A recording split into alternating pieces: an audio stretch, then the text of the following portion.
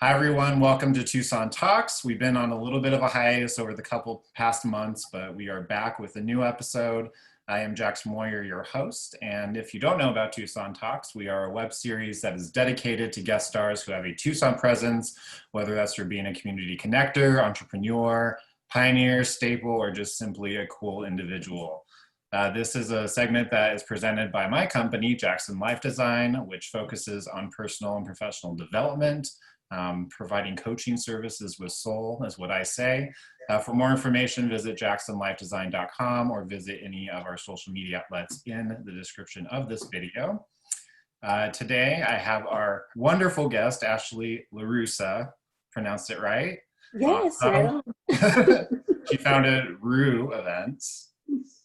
All right, in 2019, and it's an event management company with a primary focus on supporting the growth of organizations and community leaders that foster equity, diversity, and inclusion initiatives. Ashley is currently working on the Black Friday Project, an accessible directory of Black businesses in Arizona, and met with goals of building a website, an app, and online events over this past summer in June. Big deal. Ashley does partner locally, and maybe not locally, maybe beyond, with hotels, co-working spaces, and event venues to strategically plan how to serve the community as a whole. We'll be including social media as well as website information in the description of this video. With that, I will say welcome, Ashley, to Tucson Talks. Thank you. Thank you. Thank you. So happy to be with you, and thank you for the invitation. Yeah, so excited to have you here.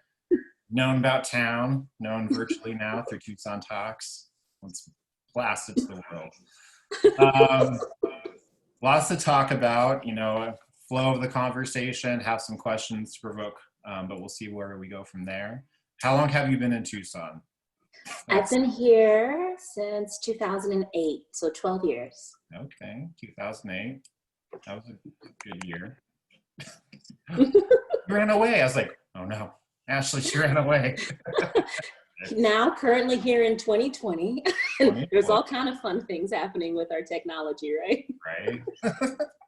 So 2008 came to Tucson. Do you want to share what drew you to Tucson? Yes, I took a role on a position that was available at Arizona Theater Company. And so fell in love with theater at a young age and had an opportunity to apply for assistant stage management role. And so that's what pulled me to Arizona and Tucson specifically. Mm-hmm. Nice. Did you consider anywhere else in Arizona, or was like Tucson? The great thing with Arizona Theater Company is that the regional theater operates in 2 cities. Mm-hmm. So they'll start in Tucson and then bring the show up to Phoenix. Okay. And so when I first moved here, I had a really great experience in being able to see Tucson and live in Tucson, but then go up to Phoenix for about 3 to 4 weeks, depending upon the show every other month, right. And kind of, have some hotel life, like stay downtown Phoenix, mm-hmm. and be able to operate the show over at the Herberger Theater Center. Right. So it really gave me this great, first exposure to Arizona through city life and mm-hmm. through a small, very highly cultural town and right. city. For sure. Good contrast for both. Exactly. And then if you go far enough, you're getting into the snow. Right. When I realized there was snow on Mount Lemmon, I'm a Texas, woman, so okay. Flat and hot. And so when I realized there was just mountains and snow just a few, miles up, I was like, Arizona has so much to offer just in one state. Exactly. When it comes to just environment. So fell in love and stayed here. Well, glad to have you here. I'm happy to be here. You've seen some changes in Tucson, I'm sure, over the years. What do you anticipate, in your opinion, Tucson to look like in 10 years from now? I'm so happy you asked that question. I have a background in economic development when I worked with Downtown Tucson Partnership. Thanks. And we did a wonderful study on the study of cities and economic development as well as the growth. And so I see Tucson in 10 years. Similar to San Antonio, Texas. Okay. Somewhere that has totally incorporated all of the culture as well as building while acknowledging the past. And then being like a spot, like, you know, in the nation to go and visit Tucson, you know, Right. go for the food, you know, go for the sights, go for the people. Yeah. So in 10 years, I just see us growing. I just see us expanding up and around I-10 and south and west and really building in. So I see growth, I see jobs, and I see culture towards the forefront, you know, honestly, in 10 years, being very optimistic. Nice. Yeah, it's, I'm native Tucson, and in my time of living here, which is over 30 some years, I won't say exactly, but I've been really excited because I grew up on the southwest side by San Javier Mission, then we moved to the southeast side, and then in my adult life, I've pretty much lived everywhere, north, northwest, central. And it's just really exciting for me as a native to see the growth and just blending all those different elements together, like you said, like mixing and acknowledging past and putting that with the present. And I just remember like Tucson downtown was a ghost town for the majority of my teenage and adult life. And then, you know, this boom happened, Hub came a thing, and I was like, the go-to restaurant downtown was Hub. And just to see the growth from there, and then just to see the different perspectives coming in. I know, you know, there's some naysayers out there that are like, oh, we don't want Tucson to be that. But I'm like, it's a balance. How are we going to grow? Yeah, it's a balance. Yeah. You definitely want to acknowledge your community, right? Yeah. We want to be very representative of our indigenous peoples that are here and the tribes and the traditions. And when we're building, especially those that tend to build from out of town, it's so important to live here or take time to visit frequently to get to know that aesthetic. Right. To get to know if you're going down through Barrio Viejo, you know what that vibe is, right? You know what that adobe look is. So you don't want to put hard, modern, you know, steel up with that, around that environment. So it's so important to be connected. I'm so happy you brought up downtown and Hub, because I lived in what they called the old MLK building. Okay. It was called 1 North 5th. So I was able to live there and bike and walk to Arizona Theater Company. And before the Hub was in that parcel on Congress, there was the grooviest hair salon called Metropolis. Yeah. Do you remember that? It was the thinnest little building. It was so tiny. and turquoise. And that was the first thing I went to when I got down there. There was, you know, they had options of a bookstore, I think, on the corner where Playground was. Right, yeah. And I think they might have had Sharks, a bar down the way. The Sharks. Yeah.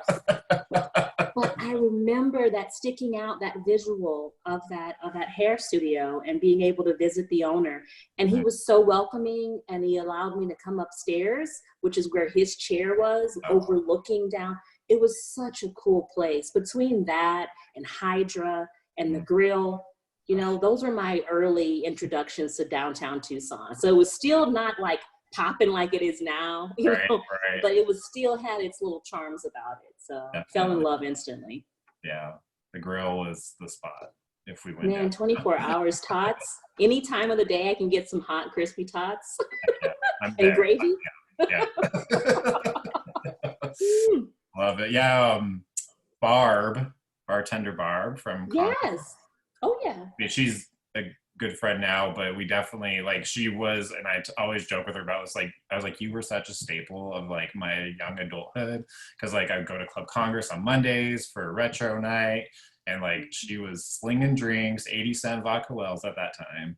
And I just remember, like, before I knew her, she just has like such a tough exterior, and I get it, being a bartender, like you got to manage those people.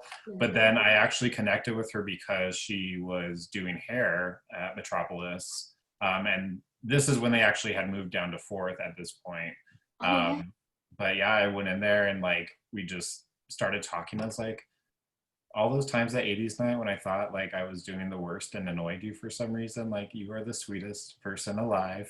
And from that, loved her to death. And she gave a good haircut, so that always works out. You know? Shout out to Barb. Yeah, and Hotel Congress. Yeah. I need some cup in my life. Some breakfast. They're opening soon, thank goodness. October. I have it marked on my calendar. So great to hear. So speaking of food, that's a good segue. If you had to choose your one last meal at a Tucson restaurant, which restaurant would you pick? That's a hard one. Ooh. Oh, just have all these images and like faces of chefs going, like passing, like really. Oh wow. Is that a touchy question? That's, I don't know it. Ooh, last meal, Tucson. I would, I think I'll go ahead and say the little one.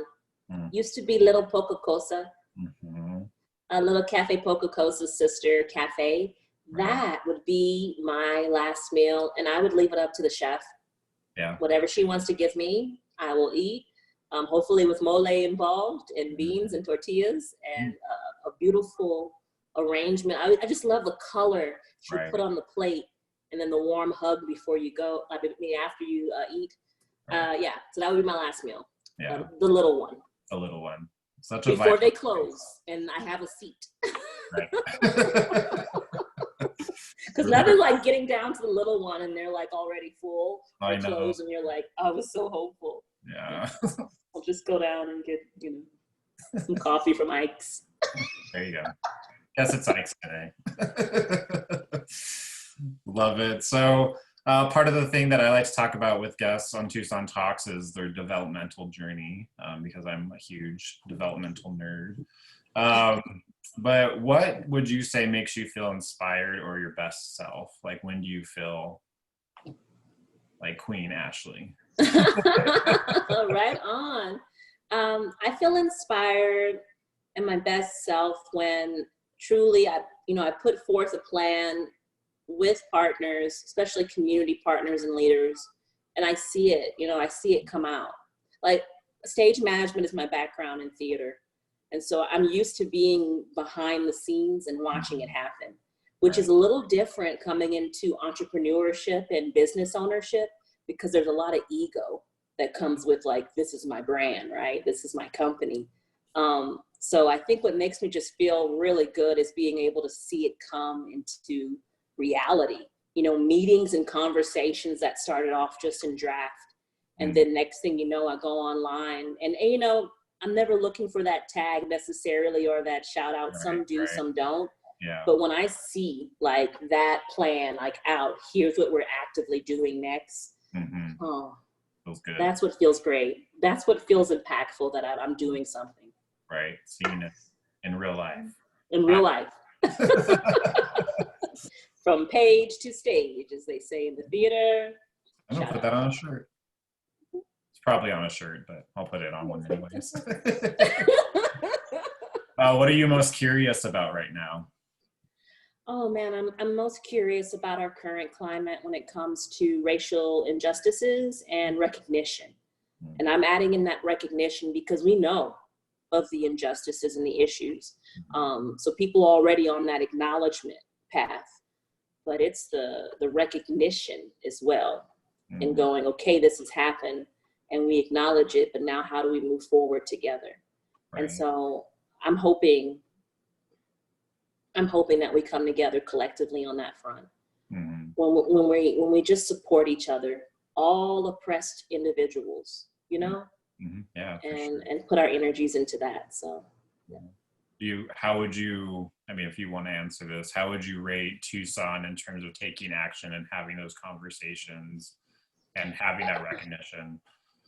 It's segmented.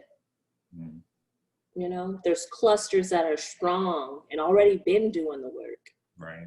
As long as they've been here, been doing the work. I always like to think of the history of Barrio Viejo, because after learning that history and knowing how multicultural it was, in contrast to some of the racist issues locally through Armory Park in downtown.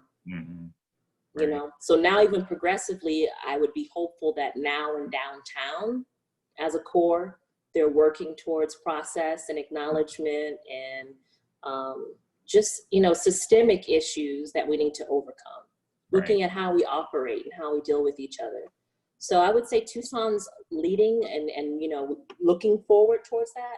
but that's our core. I think we do have some outer areas that feel isolated and may choose to be isolated on their own, that may not share those views, or may be very comfortable in their group think, in their group community.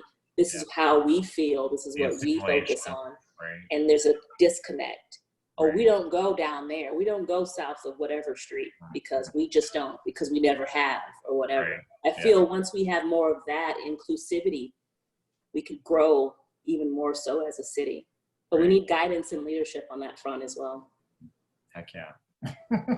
I always find it interesting when I talk to people in Tucson, and going back to your comment, like, oh, I never go south of whatever. Like, it was something that I never understood. And I always get very curious about like, I'm not saying you're wrong for your opinion of not going south or whatever, but explain to me why. Like, why do you have that philosophy or that thought process? Yeah, what are the fears behind that, right? Like, what were you told early on that now this is a concrete, I don't do that, right? Right. I feel the same way, with concepts like that when it goes to voting. I was just talking with my husband yesterday about how my mother, who was born in the late 40s and was in high school around the mid to late 60s, married in the 70s, how she didn't vote until Obama, until 2008, because of the concept of fear, right? Of just not, wanting to risk it. Now, this was something that was instilled in her when she was in Southeast Texas, growing up near Louisiana, versus someone that may be in California. So this is all just showing like what you're around, what your community is on, versus someone that's like, yes, you better vote, that's your right, versus I'm scared to vote, I might lose my life. Right. Yeah. So it just shows you the impact of community, what it can do to someone's mindset. Definitely hear that. I was reading a book, and forgive me, I forgot the name of it, but it's one that was recommended to me, and it talks about the country being 11 separate countries in themselves based on like the makeup, and I forget the name of it, but I just started it recently, and I was like, yeah. I mean, it's crazy to think, but there's a lot of stuff that exists out there. That's true. I mean, it makes us who we are. I'm just not a fan when it comes to hate. Right. Be an individual, have your own mindset. I don't have the beliefs of we have to all feel and be the same thing, be you, be whatever that is. But if it involves hate, that's when we need to start to have separation of groups. And I know that's a really hard concept for many because we're just used to grouping ourselves on our identities. Well, I like these things, or I look like this, so then we are a group. But I truly feel there needs to be grouping within those who want positivity and a growth mind thinking, and versus those who are negative and resistant and don't want to see progress. I feel once we were able to truly identify those groups along it doesn't matter what political side, doesn't matter your race, doesn't matter how you identify in any way, just on being positive and negative. I think that would really show our true issues we have globally. Yeah, I agree. Really what makes up the human, right? That's for sure. What's something you failed at? Ooh. Let me tell you a quick story about my worst fail ever. Epic fail? This is the epic fail story I'll share with you. So I'm in college. I'm a theater arts major. This is the first time I'm able to stage manage a musical. Okay. I'm doing it alongside and partnering with the NAACP and other Black-led organizations. And we're going to do Little Shop of Horrors. All Black cast. Was able to do it in one of the historical theaters in downtown Huntsville, Texas. Wow. So that was a battle. So we were able to be in a space, able to do this production. This is the night before opening night. So we're like in previews. And let me tell you the short epic fail. So if you don't know the story of Little Shop of Horrors, there's Audrey, the plant that grows throughout the show. And in the finale on stage, much like the movie, you're supposed to produce this puppet of the full stage Audrey. And there's operators that do the arms backstage, and There's a voiceover of the actor that's behind the prop. Mhm. And so we have a full house and everyone's there to support. I mean, deans of different colleges and organizations locally. And here they go, they're doing a great job, you know, in all black, little, you know, little horrors, little shop of horrors. I call the cue a little too soon before the puppet is ready. And so I listened to one of my backstage crewmen say, we're all set. What I didn't do, and my fail, was checking with the other crewman on the other side of the stage who was still setting. So I had a crewman come off and he's excited. We've run this transition. We have it down. And he's like, we're set. You know, I'm like, okay, curtain go. Only to reveal, you know, Audrey half put together, missing a few of other vines, and a stage crewman like this with his like holding the prop mid-set.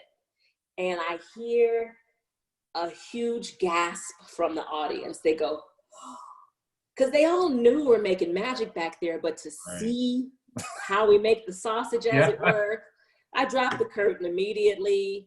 I, you know, reset to see when they're ready. And then like literally like almost a minute, the longest minute of waiting in like no music, no, I didn't even have the no then as a stage manager go, hey, you know, orchestra, play that reprise again, like play that song again, we need more time. I was just like this. Like looking at so that was my epic fail in theater, in undergrad, young stage manager, Little Shop of Horrors. Pulled the curtain too soon. And that's what taught me to make sure you check with all of your teams. Don't just go off one. Is everybody okay? Yeah. Okay, let's go. Right. Is that like, I mean, how would you describe that as shaping you in terms of how you've like become who you are today? Oh my gosh, you can't freeze. Yeah. You can't freeze. There's no time for freezing. Unless you're on Zoom. Unless you're on Zoom. But there's no time to freeze when you're up against that conflict. Mm-hmm. And I feel the same thing when we talk about diversity, equity, inclusion. There's no time for that freeze. You already have to be ready for either that flight or that fight. Yeah. And if you are choosing the flight, then to do it very well so that you're leaving the message, but also saving and reserving your energy as you leave. So that's what it's taught me, and that's what's guided me through my consultation, through the businesses I've started, as well as how I interact with the community. Yeah. Yeah, that was a lesson learned. And that's what all these are, lessons. So that was a lesson learned. Yeah. And being a lifelong learner is super important, right? Yes, for life. Mm-hmm. For life. Nice. Any favorite podcasts that you're listening to that you want to shout out, or TV shows? TV shows. I have recently started watching Ratched, which I love. I'm an American Horror Story fan. I just love their concept, their inclusion, the detail and the set design and costumes. So I've been watching that. I'm a huge fan of Ratched currently. I've also been finding myself watching The Circus, which kind of chronicles politically what's happening on a bipartisan lens. So all the correspondents are bipartisan and they're just reporting on what's happening, what's currently going on with the elections and behind the scenes. So I've been really intrigued about that, especially with all of things that are going on towards virtual. You know, how we're doing these things that used to be in person in large stadiums, now virtually. So very intrigued about it, all of that. And when I'm not looking at TV, I'm mostly here online. I've been trying to just get a wealth of knowledge with the time, you know, signing up for workshops and presentations, especially around diversity, equity, and inclusion. Just been doing a lot of research. Right. What do you think is, I call it DEIA, and I feel like that's super HR-y to say, but that's just my access. But I too, like, I'm attending and I'm trying to learn and unlearn, and I'm just trying to get all these different perspectives. And what would you say you find is lacking overall in those types of informational presentations, or the history. So I feel, and I've been on a number of these presentations. Firstly, who's presenting? Hmm. You know, and then secondly, are they talking about the past and how that affects us through systems? Because it's hard to talk about. I mean, we can talk about diversity all day, but when we get into inclusion and equity, we have to reference what's happened in the past. Mhm. And those stereotypes and biases to truly move through on how we can be actionable now. And I think a lot of either presenters or sometimes organizations, they shy away from the part that is courageous, Right. that is going to be uncomfortable. And that's acknowledging oppressed individuals and the why, Mhm. and how that is still continually through the thread of our nation. And so I think those are the touchy kind of what we're not hitting on, which through RU events we do. I love it. I love talking about privilege and power and how it affects oppressed individuals. And we look at America, but we also broaden our scope and look at the world. Mm. Yeah. And then that's when we start to see trends. Mm. You know, who are these oppressed people across the world? Oh, they're all highly melanated individuals. Mm. Who are these oppressed people of the world? Oh, they're the people who aren't following whatever the cultural norm is. Mm. They want to love who they want to love. They want to wear what they want to wear. So when we start to evaluate that, we can truly see these systems that we follow to be good, you know, or to be a great citizen. Right. So yeah, that's what I think we're lacking. I think we're lacking to get really down into the meat of it. Yes, this surface, it's good to know that we need to all be together. Everyone should have access. Everyone should have an equal opportunity of being seen and being heard and being acknowledged. That should be common sense and human sense. But let's go deeper. Why do we think like that? Was it our textbooks that we were given when we were still in school? When did you go to school? What decade? Right. Was it in the North or the South? You know, what area, what region? Right.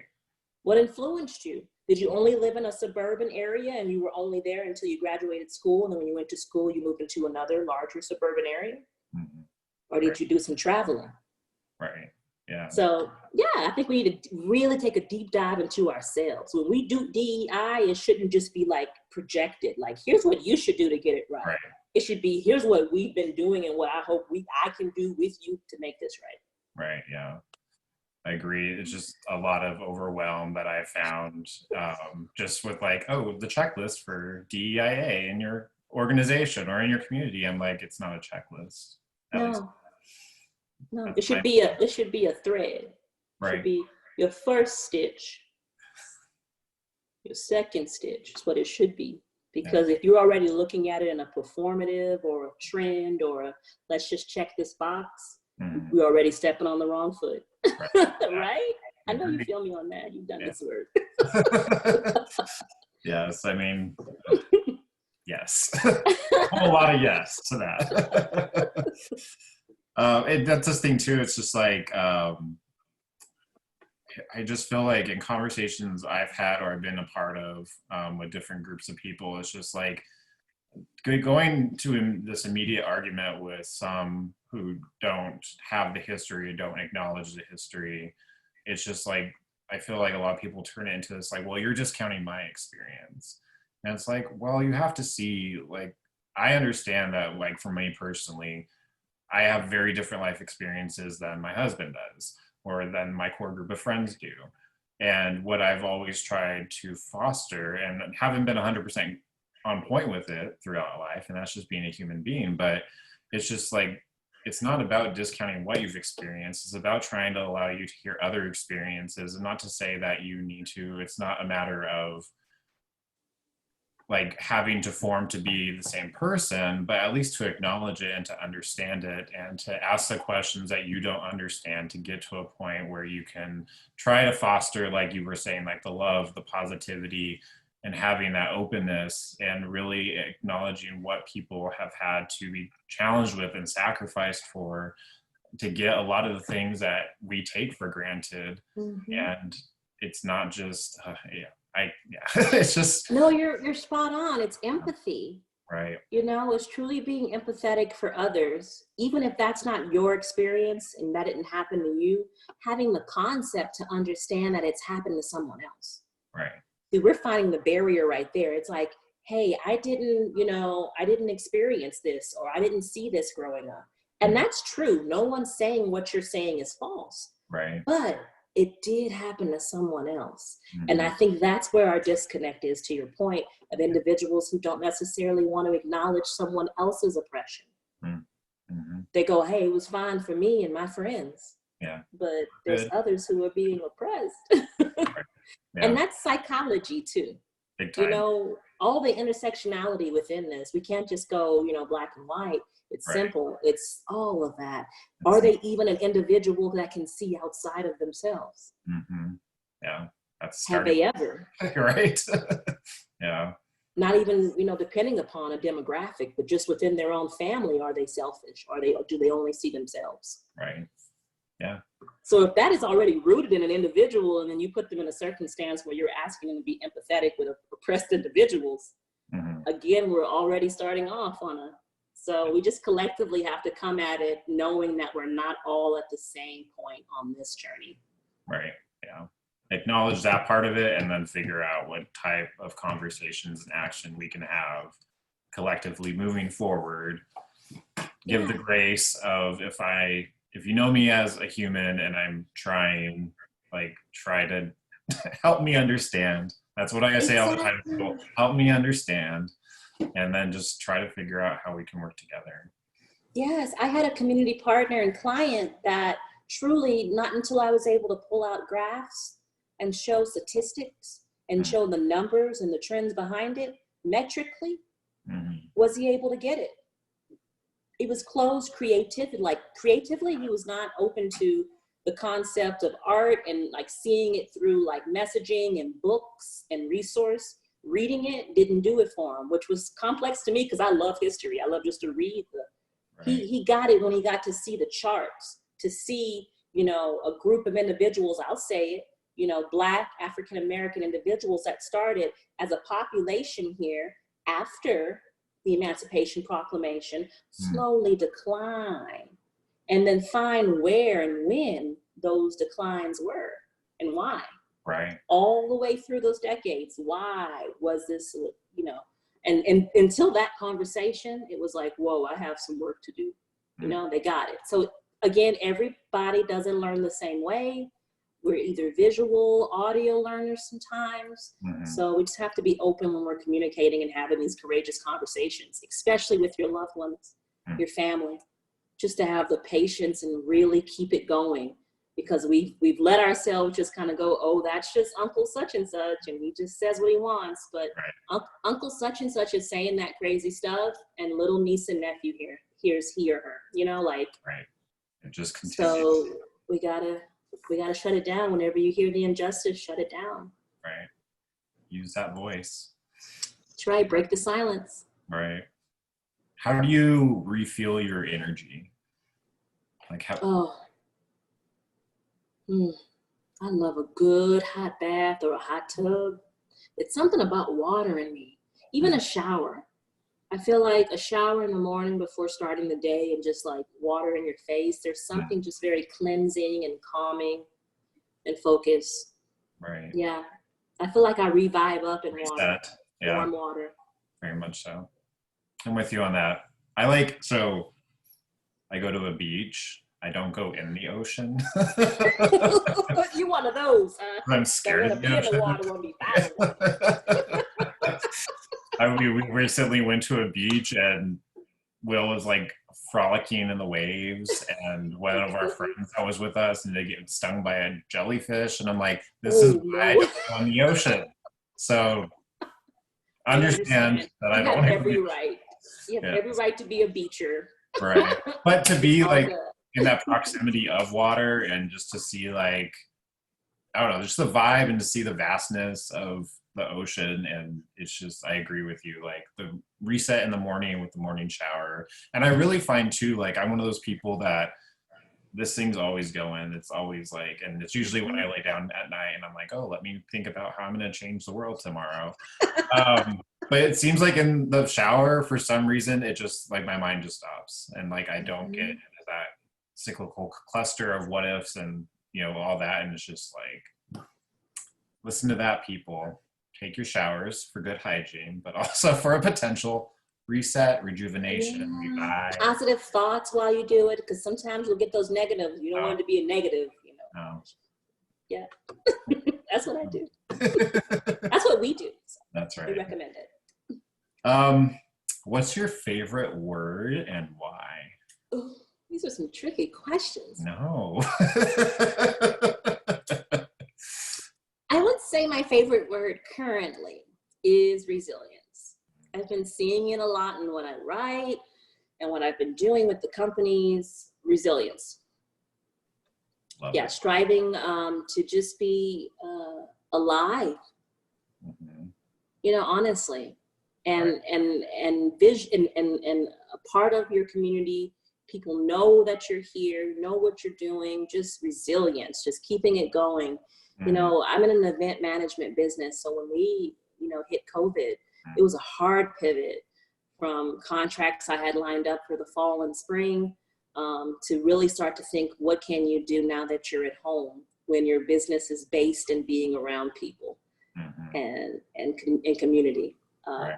So resilience is that, you know, overcoming all of that and those barriers and obstacles and still another day being Right. present. Yeah. I think transparency is important in that. Yes. Oh my think gosh. Like, That's one of my values in my company is transparency. yeah. It Yeah, makes I love that. I say this a lot to clients or, you know, employees or friends or whoever. It's just like, you know, I respect people's privacy, but when we're all humans and, you know, we're all going through things and some things we might relate to and some things we don't, I think that we just need to show who we really are and how something impacts us, because more times than not, I've seen it to where other people have really been able to pull from that and been able to kind of broaden their sense of what it is to exist or how they're existing, and then also not necessarily make it such much of a self thing as much as it's like a how can I help others, how can I bring up others, how can I help others continue to be resilient. Bless you. So I was like, I'm in this moment, I need to say this sentence, but I have a little pug. A little pug dog. Actually, I have 4 dogs, but I have a little pug, and his name's Jonas, and he's 12, and he gets these like reverse sneeze things, and what was experienced in the background right now. I was trying to listen to you, but then I heard that and I was like, what is that? I could not ignore it. Is this Probably Tucson good Talks, or PTSD. like what's happening here right now? Oh, it's my pug. He has a reverse cough. It's Oh, fine. I love We're okay. pugs. They're so cute. I know. He was They're my adorable.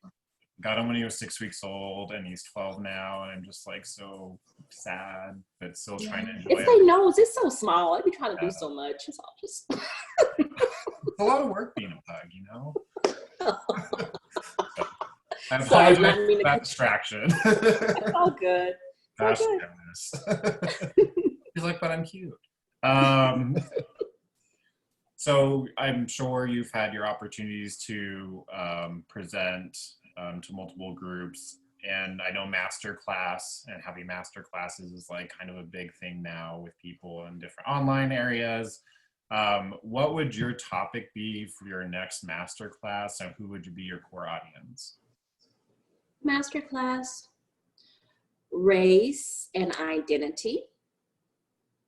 And it would be for those who are truly looking at having courageous conversation about race, to talk about what whiteness is and what that means to certain individuals, even by hearing that word and term. So yeah, that would be my master's class. Thanks. I'm signed up. I'm gonna go get a master's. No. Be right back. Boop, boop. Love it. So next part, freestyle. So ultimately, I'm done with my questions. Oh, this is the dangerous part of the. Next several minutes are dedicated to anything you want to bring up, talk about, ask about. Ooh. You're running the show a little bit. Okay, let's get to it. Let's do it. I want to ask you a question.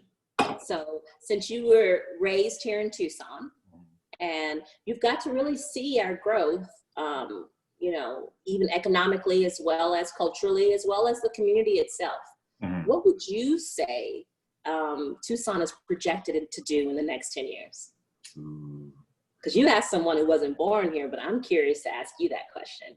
Yeah, good question. So I think that there is, so one thing that I really appreciate about the growth that we've experienced is it hasn't been like a switch. Like it's been a gradual progression that I think for those people that are for us growing and becoming and diversifying and bringing in different things, I think that has allowed those people that might be a little bit more resistant to like gradually open up to it and then really be part of the celebration and experience it and support it when it actually like comes to full fruition. um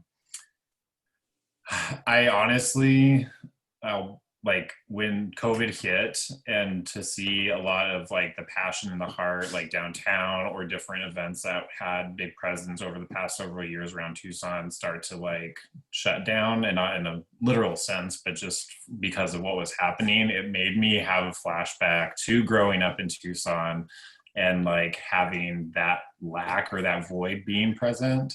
And I just truly wanted to like erase that thought from my mind and just again stay moving forward. Like we're on a good growth path, we're bringing in all kinds of different things, we've done such a great job, and making lists across the country about, you know, Tucson is a must place to visit or live or whatever.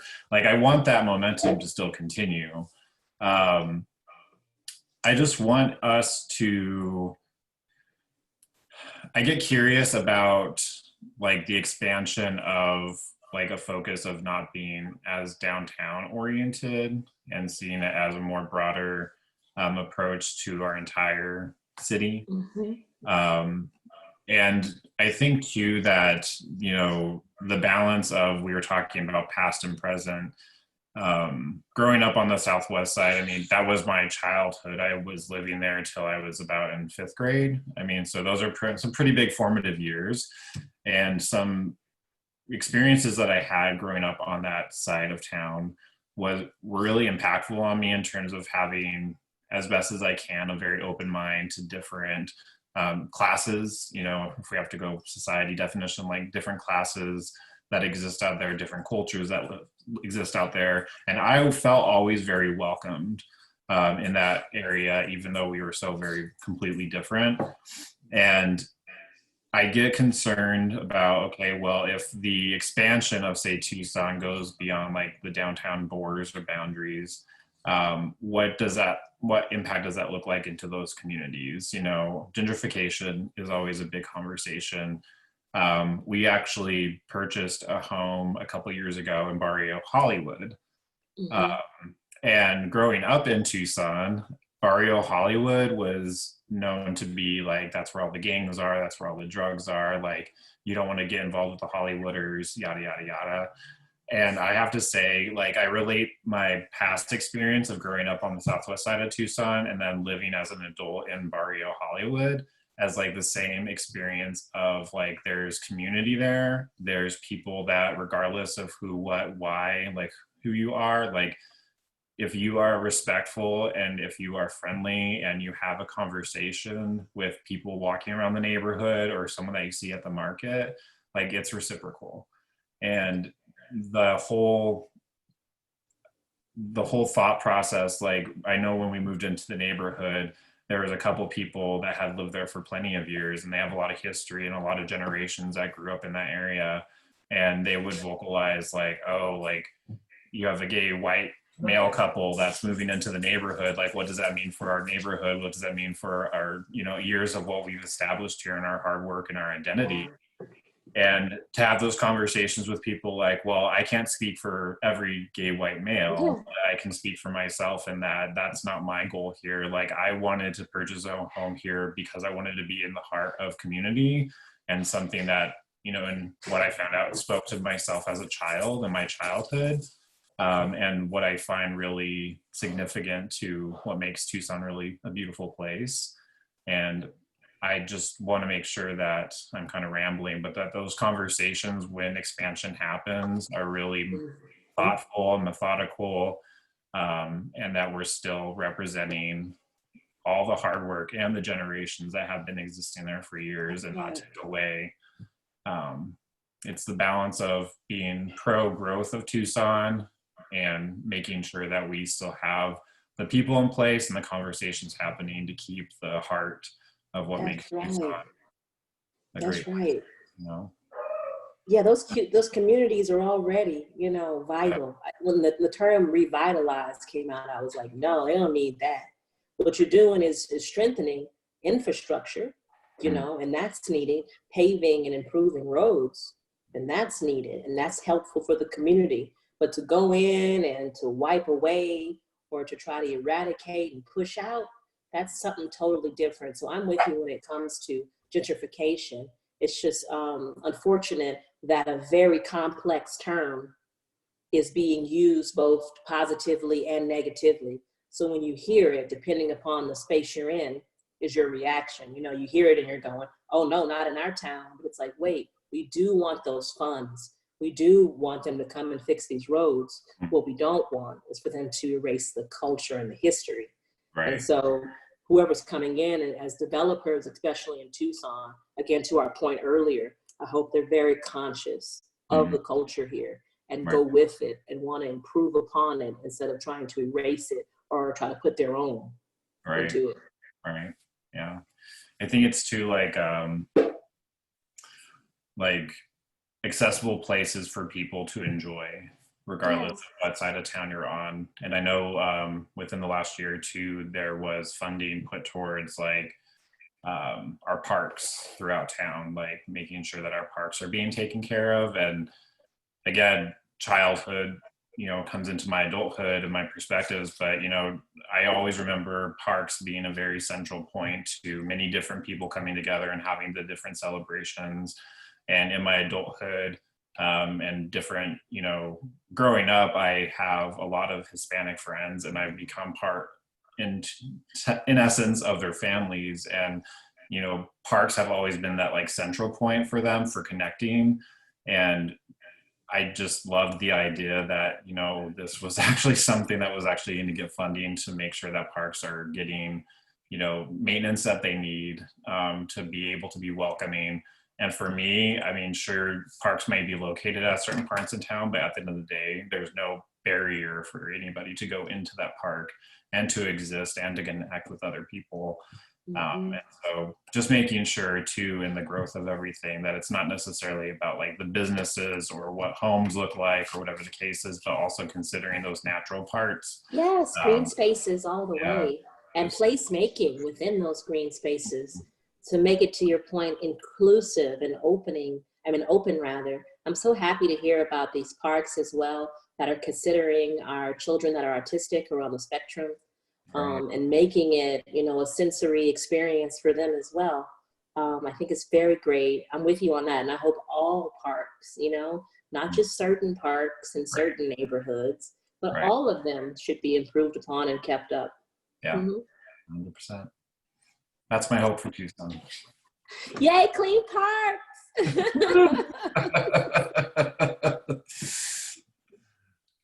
What other thoughts, curiosities, other pieces you would like to talk about? I guess I would say I'm curious about Tucson when it comes to how we deal with the hate groups. This is kind of going back on what we were talking about earlier. Like as a city, how we are vocalizing not standing for hate and standing up against hate. And I mean, I'm really curious about Tucson's like on that, right? I know that we're, you know, bipartisan, and so people are on different political sides or different viewpoints or even religious, you know, other identities, but just on love and hate, you know, I'm really hoping that we're really able to no longer accept hateful speech as freedom of speech. Right. Because that doesn't benefit anyone. And I truly saw Tucson like show themselves when we started our project with Blacks Friday.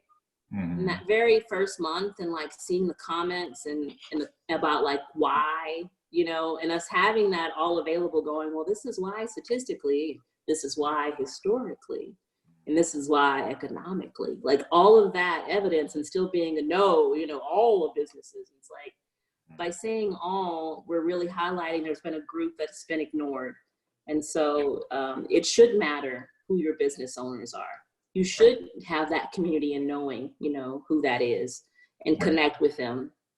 So yeah, I'm curious how Tucson does with hate. I'm a Texas woman, as I said before, from a small town, and it was very aggressive with hate. Like, and there was no shying from it. It was so aggressive that it was like, yes, we know we're hating you. Like, it wasn't like, oh, like I'm denying it or it doesn't exist. Like that gray area like frightens me. Like, just like, let me know if you're truly wanting to, you know, fight against injustice and help versus, oh, I don't know, or we don't know. Like, that gray area is dangerous. You know, so I just really hope as a city we can truly push out those who want to be hateful. Zero tolerance for it. It's zero tolerance for hate. Because I mean, a lot of people, you know, with being part of the LGBT community, people like are like, well, how is Tucson? Like, my husband works in real estate. And we've had several clients move here who are same-sex couples or identify as LGBTQ, and they're like, well, what's Tucson's neighborhoods, or, you know, what's the scene like? How are people? And it's like, okay, yeah, for the most part, at least specifically for that community, like, there's not a lot of there's not a feeling of fear for that. Like, I feel like we're pretty open in that sense. But I think too, it's also like, there's the segmentation that you brought up earlier too. I think you definitely have a core that kind of influences the idea that we are a very open, loving, welcoming community. But there's so many, Tucson's so expanded, right? We're very spread out. And I think that there's a disconnect in that core group of people that are fighting for, you know, racial justice and for human decency and for love and not hate, and to support marginalized groups. And I think that that doesn't get out to those, and it's not necessarily physically a location, but people that are kind of like you were saying, like the isolated groups. So that, like, what kind of work can we do to get expanded to those people who aren't obviously doing the work to get to us, but how do we get that to that different area or where that demographic lives? Like, I was speaking to a member of the LGBT chamber who has a business on the east side, and they recently experienced a friend of theirs was a gay couple that had a business in a community that is perceived to be pretty conservative. And they had a lot of issue because what they were trying to bring into that community was, you know, gay culture mixed with just having their own business. And, you know, when I was talking with her about this friend's experience, it was just like, okay, well, what kind of conversations have been had out in this community to where it's like, let's understand why this person thinks gay culture matters to them and why they're bringing it to this area, and what you can do to learn history or whatever the case is, or understand that, you know, a lot of it's a lot for entertainment, and that's for anybody to be entertained with. It doesn't mean that you have to be gay to be entertained by it. But just to see that there was that separation where it's like, if you moved it to a different part of town with a different demographic of people, there would be a different understanding of it. And that, for me, starting out those conversations over recent years kind of really did change my mindset as to, okay, how open and loving and accepting Tucson is. And definitely, I think in times recent, seeing things out in publications or online or on social media, and to see that just strong hate still exists so much in a town that I love so much, like, that's just a really hard feeling to like work through. And again, figure out what I can do individually to help support, broaden, having those conversations. And yeah, it's tough. Yeah, it's tough to feel, and I know I've had this conversation with a few community leaders, it's tough to feel that where you are isn't safe, right? Like to have that pre-notion that like, oh, we're good. I've grown up here. I know the people here. And so I don't know about what's happening in these other states and cities, but we're good, right? And it's again in the acknowledgement. And I love Tucson, you know, I moved here and I'm for it and supporting it. I'm not for, you know, downing it, but it's truly just a realization in the history again. Because when we look at the history, you know, there was those issues against all demographics that weren't white male. Right. And that's the truth for what's been happening across all states. And so for a white male, I can only assume, because I don't want to speak for someone else's lens, and I want to be very clear on that, but for a white male, it must seem overbearing to acknowledge it and go, wow, we were wrong, and I, you know, benefited off of this, and how can I be, you know, how can I help now? Or ignore it and still reap its benefits. And so what I'm seeing is, again, not to speak on someone else's lens, but what I'm seeing from mine is this battle of knowing I have this privilege without even opening my mouth, without even saying my name, without even showing any credentials, not necessarily having on a great outfit or suit. I have strength in being a white male. And that acknowledgement alone is hard, because no one wants to be the one that's always been the one and then be like, we know, you know, like, yeah. And that's the truth. And that's the hard truth, that you can't deny not knowing those privileges that have been, you know, bestowed upon. So that's a tough one, but that's how I feel in that front. No, I get you too. And, you know, speaking to, you know, what I can relate to, one thing that you see a lot too in the LGBT community is that white gay men are like always seen and put on the pedestals as the ones that have moved us forward, right? Like, Yes. And I'm a later gay. I always tell people that, like, I didn't come out until my 30s. And so talk about an education, like I've been learning all kinds of different things throughout the last several years about what represents my identity. And just like, it baffles me. It disheartens me that, you know, it's kind of like fighting against self. Like on the surface, you know, people see me as a white male first, right? And then they learn I'm gay, so I'm a white gay male. And then to know that that has benefited me, and that even being passable in situations has given me opportunity that hasn't been given to other people. You know, I find it that I'm not going to be like, oh, woe is me, you know, Yeah. sucks for me. No, I want to do what I can. And I can only speak for myself, but I want to do what I can to, again, acknowledge that I've gotten things because of what I look like and who I am.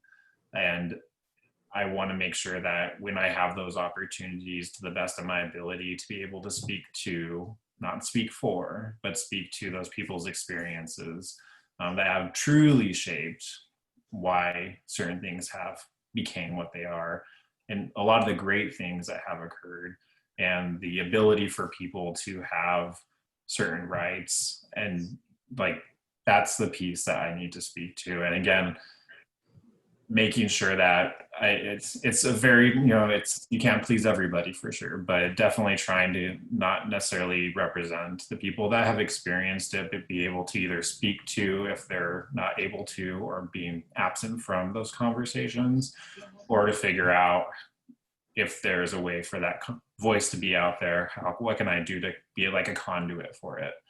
Yeah. And it's not about, you know, waving my hat around and taking credit for it. That's genuinely just how I feel like as a human being, and try to use that level of influence in my social spheres, which, dude, I mean, white men suck.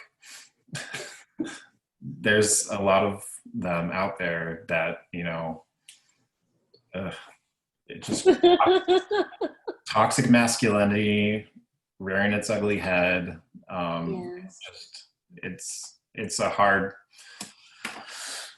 place sometimes to not get super passionate about them. But I think passion is what needs to still occur and to help, support. Yeah, I completely agree with you. And I'm happy that, again, the acknowledgement, knowing that as an individual that identifies as a white male, that there are certain privileges there. And it also depends upon societies, right? So globally, yes, white men have this identity globally.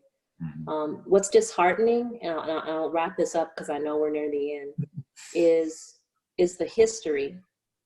So knowing that we're all 99.9% the same gene, and knowing that a gene originated in Africa, and scientifically seeing the evidence, and knowing that was a Black mother. Right. So here we are searching and looking around and trying to get ourselves into groups when we all have that gene in us. And so it's disheartening to see how the very opposite is held up into an ideal of representation when the true root of who we are is hidden and pushed down and discriminated against. Right.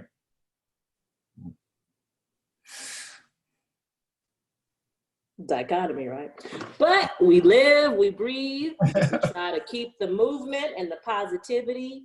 That's right. There's something very humble about being a Black woman and knowing and still caring and still trying to help this nation and this world. And so as a Black woman, a Black femme, I truly want to be involved in this community, and I want to see the best of us.